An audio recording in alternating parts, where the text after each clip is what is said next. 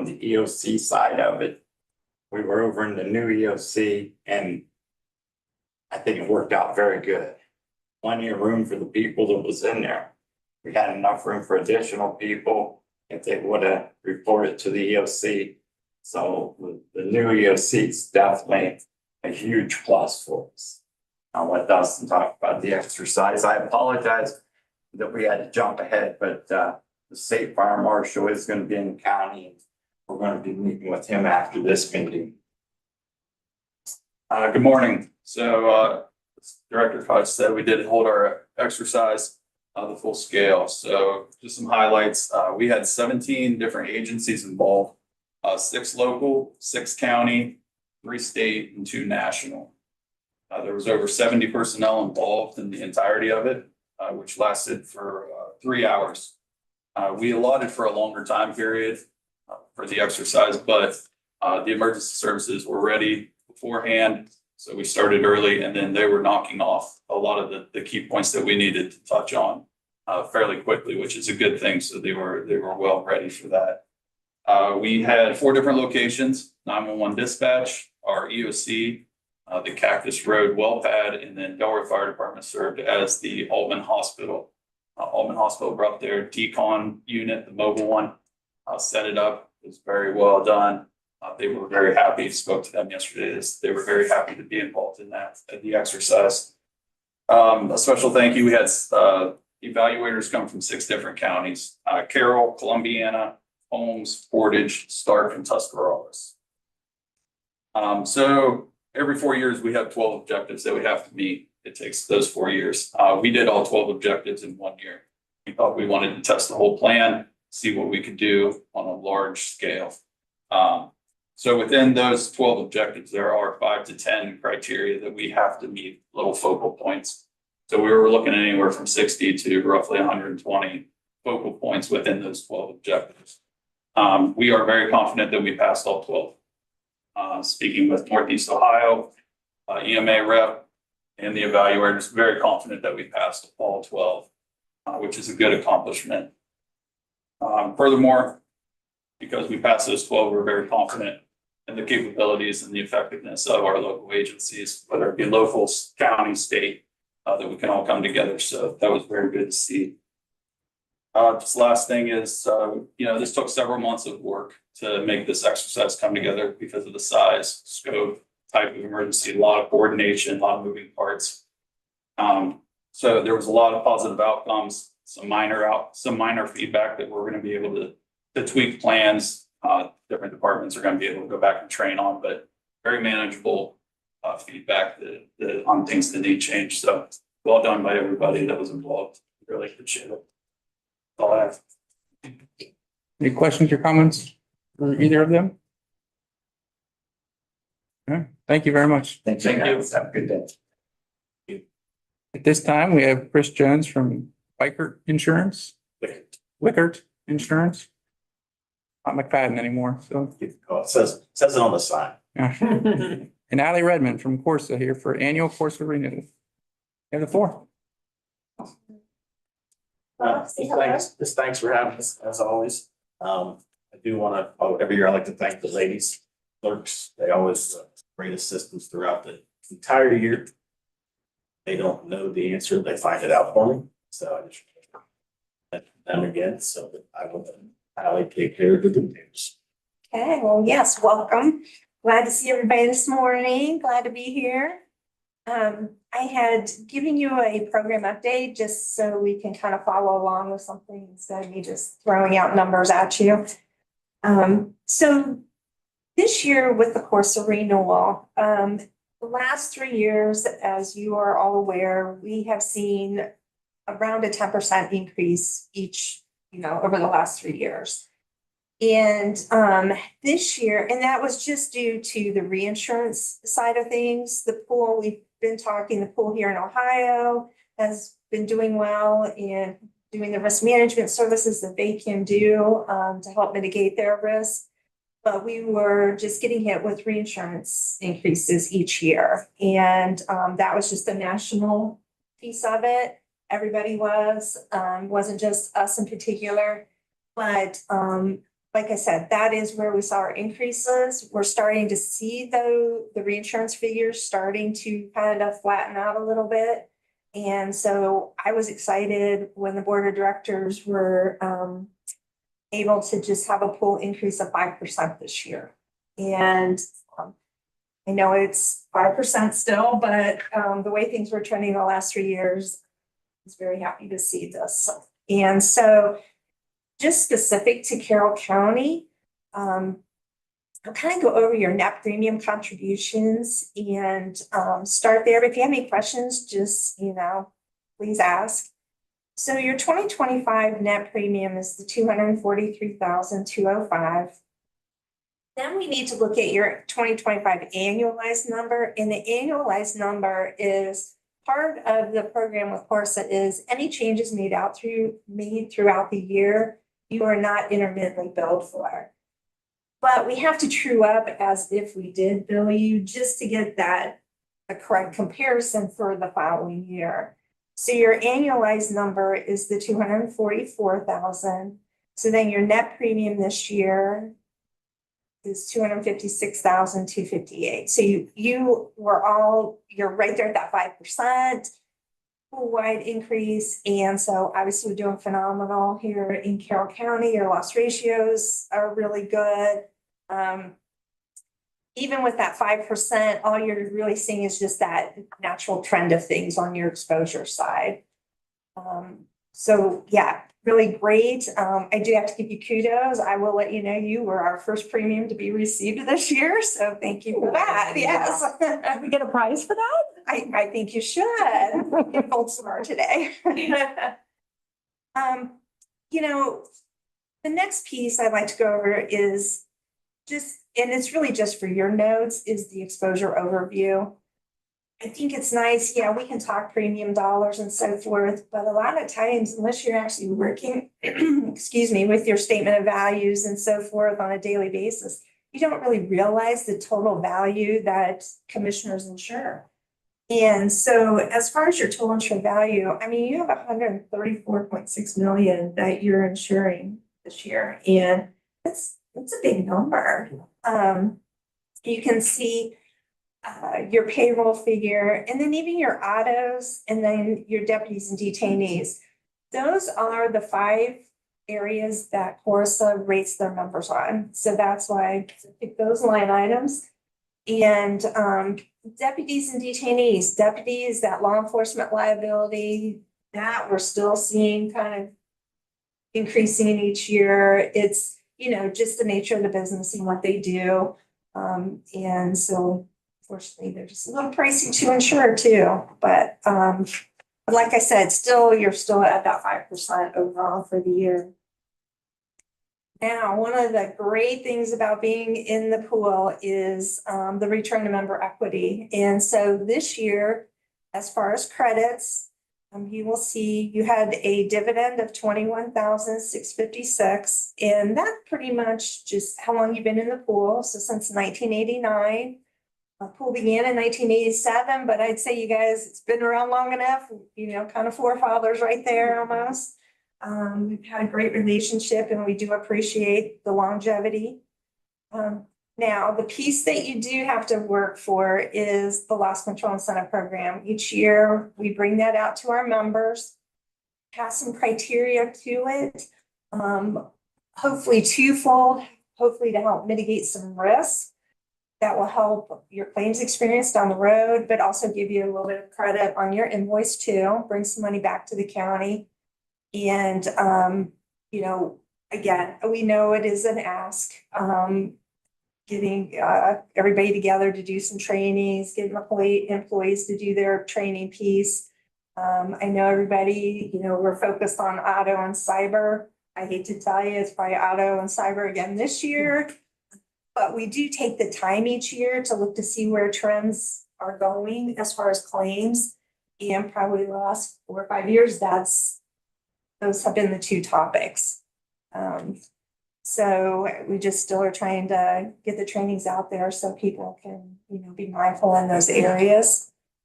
But this year, $4,700 credit. So that's great too. I think somebody deserves a lunch today. You need to thank Listen. me, I'm almost out to lunch.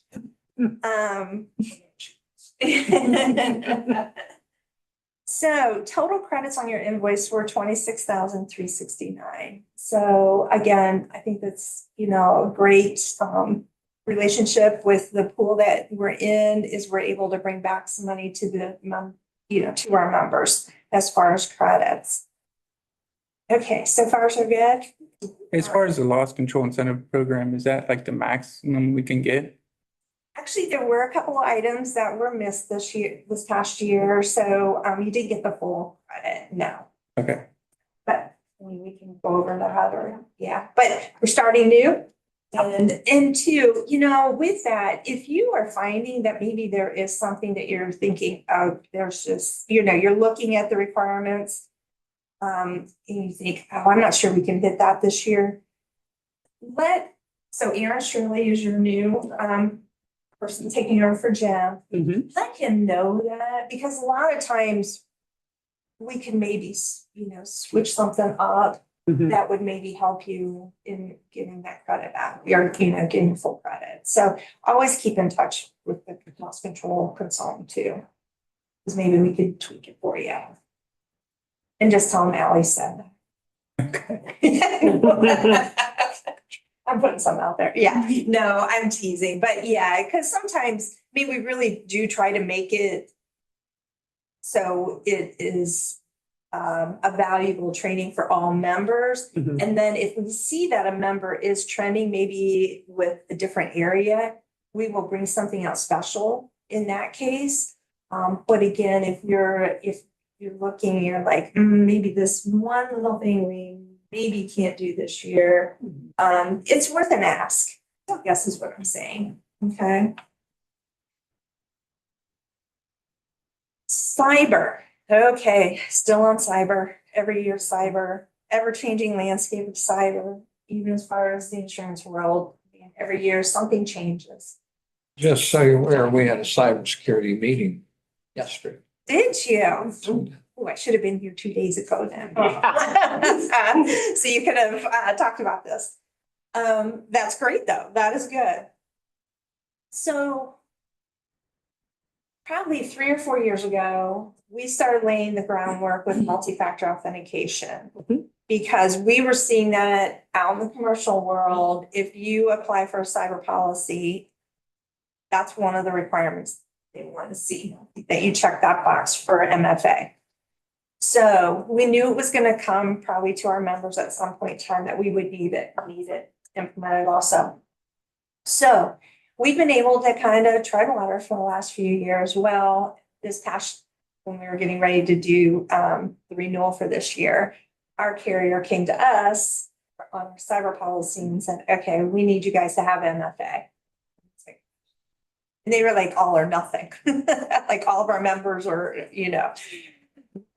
and like, okay, we can't have it's just, the county business. We have some smaller counties, we have bigger counties, we have, some of them have more resources, maybe have IT people, there's a mixed bag.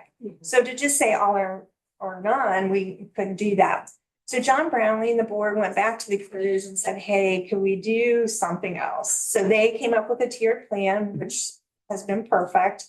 So that way, at least all of our members have some sort of coverage. Now, again, I want to remind you, this just has to do with a ransomware claim. Third-party breach, all that, you still have the 2 mil coverage under cyber. So just a ransomware breach. So back in the fall, we sent out a cyber application to our members. And depending on how many systems you have and all that, you had to fill out an application for each one. And basically it comes down to the first 3 bullet points that I listed there on the left-hand side. Depending on how you answered, whether you have those things in place, that depended on then what tier you were in. Also, they looked at the low-hanging fruit. So if you have a department that maybe only had one of these things or nothing, that even threw you into that tier 3. So just want you to know you're at that 500,000. If you see things trending that, since you had a meeting and stuff, if you see things trending that maybe you could say, hey, no, we've implemented more of these pieces to the MFA, let us know, because then it's just easy to mark you up. And there's no fee to any of those, so there would not be, yep, it could be done tomorrow, yep. If you still have a copy of the application, what we're looking at is question number 6. And if you need a copy, we can get you one, but if you still have the one that you submitted. I think I have Yeah, the ones that were turned in, well, and that's what we're going by. right? Um, So is that part of what you're looking at is if you know we have 15 departments, but we only got, okay. no, we Just the just looked answers, okay. what you sent in. Yeah, so, and depending on the department, if we need to discuss more, we can. But if you can get everybody, even to do the first 2 bullet points. Mhm. Bullet point 3 seems to be where seems to be a hurdle, the cloud-based application part. That seems to be a hurdle for members. Because a majority of our members are in that tier 2. To get into tier 3, you have to have, or I mean, tier 1, you have to have all 3 of those bullet points implemented. Okay, And that would be for all departments or all systems. right, okay.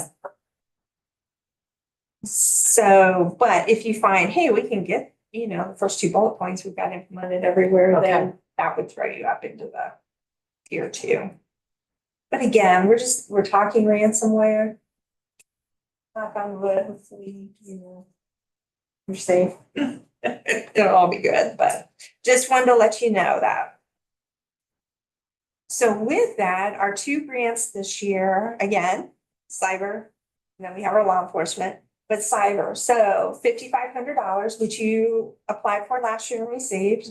And so it's available again this year. So again, you could, if you need, some of the departments maybe need some help in getting this MFA implemented, maybe could use it there, or again, just your subscription to phishing software. I mean, even, I guess what I'm trying to say is, even if you apply for this, like a phishing software, if your subscription's due every year, you can turn that in every year, then it can be the same thing over and over.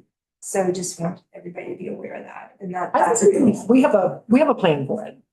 Yeah, the security committee yesterday began to map out what we would do with that grant. Oh, nice, perfect.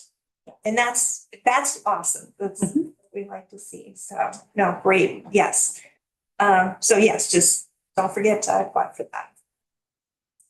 The other, And I don't want to let any cats out of the bag, but we got a few surprises planned.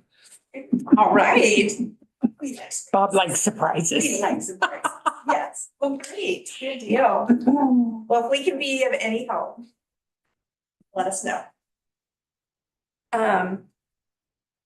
Law enforcement. So we have a risk control consultant for law enforcement specific. And he comes out and talks to the sheriffs every year and goes over the reimbursement programs and stuff like that.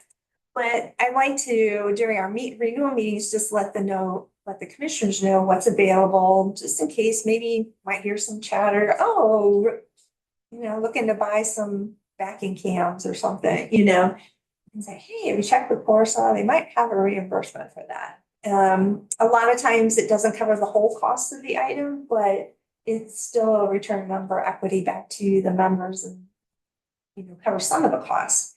And so there's a list here, and the reason I didn't put specific numbers is because the monetary value is different for each one. And depending on, and there's usually a limit too and all that, but some more just to highlight what we are offering back to the members, if you're interested. And your sheriff applied, had some reimbursements last year, so yeah, so aware of it, I'm sure, and that's what's out there. Other than that, you guys are doing, working well. Like I said, loss ratios, 5 years a little high, but the 3 years looking It's been- great. Yeah, it's been a good couple of years. Yeah, looking really good. We were just talking about, the storms in March. Everybody got hit pretty much, so, hopefully those will trend okay, but yeah, no, I think everything's running well. Like I said, we appreciate the relationship, and if there's anything I can take back to Columbus or anything we can do for you, let me know. Chris does a great job for you, and we appreciate him also. He's easy to get a hold of. You know where to find him, right? Yes. Any questions? It seemed like it. Additional? Okay. Thanks again. Yes, thank you. Yep, have a great day and we'll see you guys soon, I'm sure. All Sunshine. right. Thank you.